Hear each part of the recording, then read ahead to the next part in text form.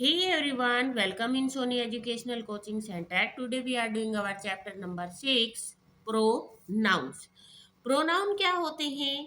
Noun के place पे जिन भी वर्ड को यूज किया जाता है वो सारे क्या कहलाते हैं? प्रोनाउन. It means noun.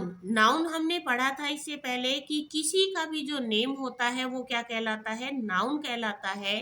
तो अगर मैंने यहाँ पर लिखा Ram is a boy, Ram एक लड़का है, इसी राम की जगह मैं यूज करती हूँ he is going to school. तो मैंने बार बार राम ना लिख के राम की जगह मैंने किसको रिप्लेस कर दिया है? ही को. तो अगर नाउन के स्थान पर किसी दूसरे वर्ड को यूज हमने जो किया वो क्या कहलाता है? प्रोनाउन कहलाता है. तो यहाँ पर आएगा a pronoun is a word that takes the place of a noun. कि नाउन के स्थान पे जिन भी शब्द को यूज किया जाता है वो कहलाते हैं हमारे प्रोनाउन. ये हमारे प्रोनाउन है. इनको लर्न करने का सिंपल तरीका बता देती हूँ. I, my, me, we, our, us, you, your, you, they, their, them, he, his, him, she, her, her. इसके बाद आते हैं आपके types of pronoun. Types of pronoun में सबसे पहले आपको दे रखा है पर्सनल प्रोनाउन. पर्सनल का मतलब क्या होता है? जैसे आप लोग आपस में बैठ के बातें करते हो और अगर कोई तीसरा बंदा वहां पे आ जाता है तो आप उसको क्या बोलते हो कि साइड में हट जा, हम हमारी पर्सनल बातें कर रहे हैं. और पर्सनल बातें करने के लिए कितने लोगों का होना जरूरी होता है? दो लोगों का. बट कई बार ऐसा होता है कि हमारी खुद की बातें तो खत्म हो जाती है, हम क्या करते हैं? किसी तीसरे की बात करते हैं. तो तीसरे की बात करने के लिए हमारे पास कितने पर्सन हो गए? 3. तो पर्सनल प्रोनाउन में 3 पर्सन होते हैं. फर्स्ट पर्सन, सेकंड पर्सन और थर्ड पर्सन. जो फर्स्ट पर्सन बोलता है, सेकंड पर्सन जो सुनता है और थर्ड पर्सन वो होता है जो हमारे आसपास नहीं होता फिर भी हम उसकी बातें करते हैं. सेकंड होता है आपका डेमोन्स्ट्रेटिव.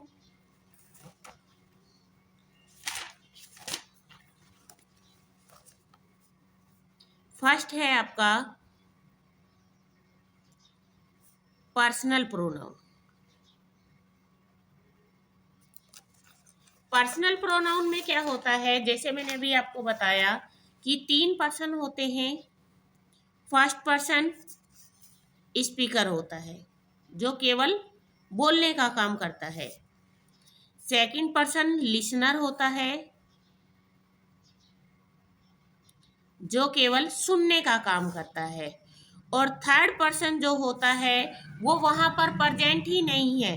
तो फर्स्ट पर्सन में कौन आता है? आई और वी. सेकंड पर्सन होता है हमेशा यू. एंड थर्ड पर्सन होता है ही, सी, इट एंड दे. इसके बाद आपका सेकंड नंबर पे आता है डेमोन्स्ट्रेटिव.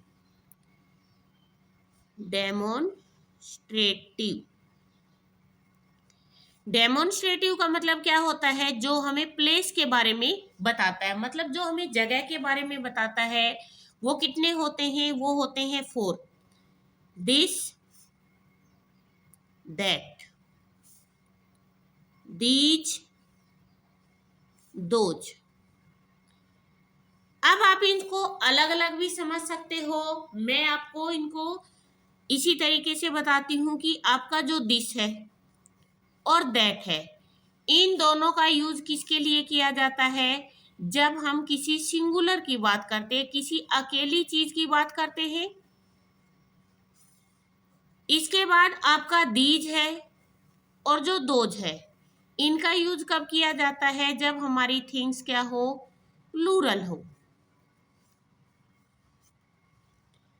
दिस और दीज का यूज कब किया जाता है? जब चीजें बिल्कुल हमारे पास हो, नियर हो. दैट और दोज का यूज कब किया जाता है?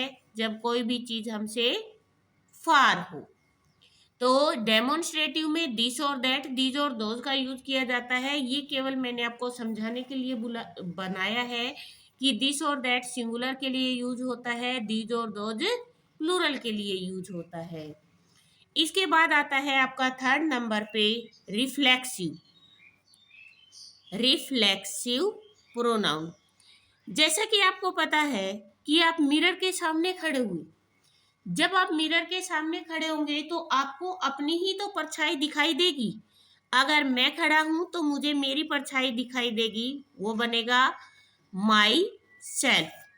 अगर हम खड़े हैं तो आवर सेल्फ। अगर तुम खड़े हो तो योर सेल्फ। अगर ही खड़ा है तो हिमसेल्फ। सी है तो हर सेल्फ। इट है तो इट सेल्फ। और अगर यहाँ पर दे है तो देम सेल्फ। ये आपका आवर सेल्फ और योर सेल्फ भी हो सकता है। तो रिफ्लेक्सिव प्रोनाउन क्या होता है कि मान लो हम किसी मिरर के सामने खड़े, जैसे आप खड़े हो तो आपकी परछाई आई है तो केवल माई सेल्फ ही आएगा। यहाँ per hour self, your self, him self में से कुछ भी नहीं आएगा। अगर वी खड़े हैं तो आवर सेल्फ आएगा, सी है तो हर सेल्फ ही आएगा। इसके बाद आपका फोर्थ नंबर पे आता है रिलेटिव।